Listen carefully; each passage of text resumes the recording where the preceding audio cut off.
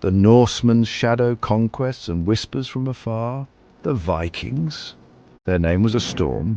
It swept across 9th century Europe, a name synonymous with terror, with fire, with a sharp bite of steel. From their Scandinavian homelands they came. Their long ships, dragons of the sea, carried them. They sought plunder, land, and glory.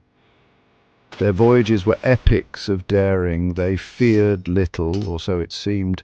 Across the known world their reputation spread. England knew their fury well. Monasteries burned, their treasures stolen. Francia paid them tribute. Ireland saw their settlements rise.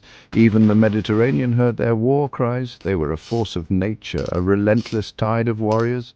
Their gods were gods of battle. Odin, Thor, they lived by the sword and axe. Yet these were not just mindless savages, they were explorers, traders, settlers. They charted unknown waters. The Vikings pushed eastward down the great rivers they sailed. The Volga, the Dnieper. They sought silver from the caliphates. They sought furs from the deep woods. This was the Ostervaga, the East Way. Here they met the Slavic tribes.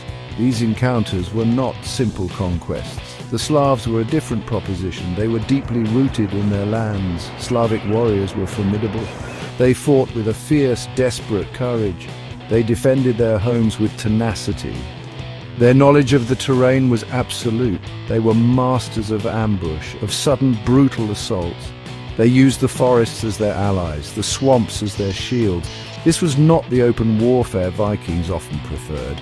It was a shadowy, unpredictable conflict. The Norsemen, accustomed to victory, found resistance, hard, unyielding resistance. The Slavs did not cow easily. They did not surrender their lands readily.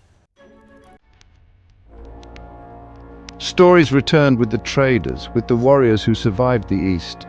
These were not boasts of easy plunder, they were darker tales. They spoke of impenetrable forests, forests that seemed to watch. They described warriors of inhuman ferocity, men who fought like bears or wolves. These narratives spread through Norse communities. They took root in their collective imagination. Legends began to circulate. Warnings passed from father to son, from one ship's crew to another. The East was dangerous. The Slavs were not to be trifled with. Their lands were enchanted, perilous. Their gods were ancient and powerful. These were not the familiar gods of Asgard. They were spirits of the earth, of the deep, dark woods, of the swirling mists. The sagas, while often heroic, hinted at this unease. They spoke of treacherous journeys, of battles against overwhelming odds, of heroes who ventured east. Section 4, Shadows and Rites, the Fear of Slavic Magic. The Slavs possessed their own spiritual world, a world rich with deities and spirits. Perun, the thunder god, Vils, lord of the underworld and magic. Their beliefs were tied to the land, to the cycles of nature, to the rustling leaves and flowing waters. Their rituals were performed in sacred groves by enigmatic priests and priestesses. This was a source of deep mystery to the Norse. Whispers of Slavic magic were potent. Tales of sorcerers who could command storms, who could heal or curse with equal power. Shamans who communed with animal spirits, who could see the future in fire and smoke. These were not just idle stories. For the Vikings, magic was real. They had their own seers, their volure. But Slavic magic felt different, wilder, more primal. The deep forests were central to this fear.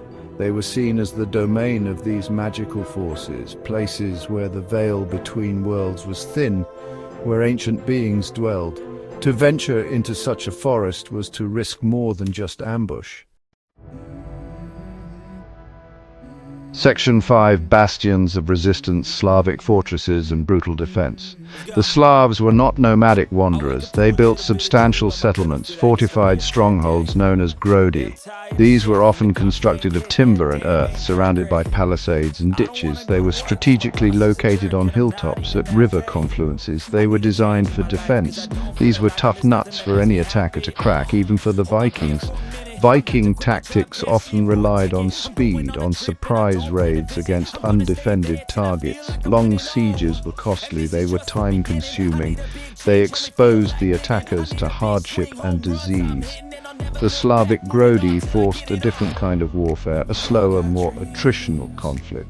This was not always to the Vikings' liking or to their advantage. They preferred the swift strike. When these settlements were attacked, the defense was ferocious. Slavs fought for their homes, for their families, for their very existence. Surrender was not a common option. They would fight to the last man, woman, or child. Section 6. The Savage Land, Eastern Europe's unforgiving embrace. The landscape of Eastern Europe was itself a foe. It was vast, wild, and often inhospitable. Dense, primeval forests stretched for countless miles, darker and more extensive than those in Scandinavia. These were easy places to get lost, easy places for an ambush. The trees themselves seemed to close in. They whispered secrets the Vikings did not understand.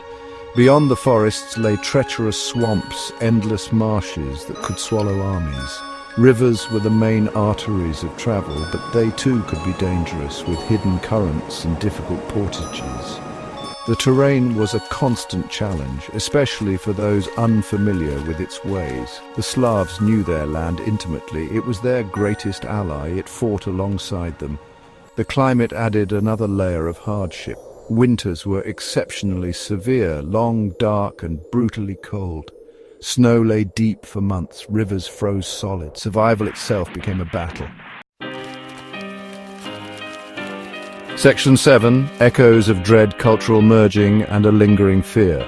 Despite the fear, interaction was inevitable.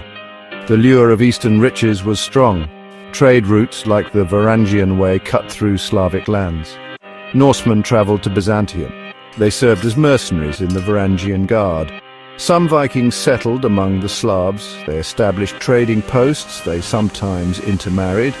Cultures began to slowly intertwine. This blending created new societies. The Kievan Rusas is the prime example, a state forged from Norse and Slavic elements, rulers with Scandinavian names, a population largely Slavic. Laws, customs, and languages began to merge. This was a complex process. Not always peaceful, but it shaped the future of Eastern Europe, a new world born from old conflicts. Yet the underlying apprehension remained. The East, for the Vikings, never lost its aura of mystery, of danger. The deep forest still whispered of ancient powers. The Slavic warrior, though sometimes an ally, was always respected, feared for his resilience, for his connection to a harsh and unforgiving land. This was a fear born of hard experience, a fear that lingered in memory.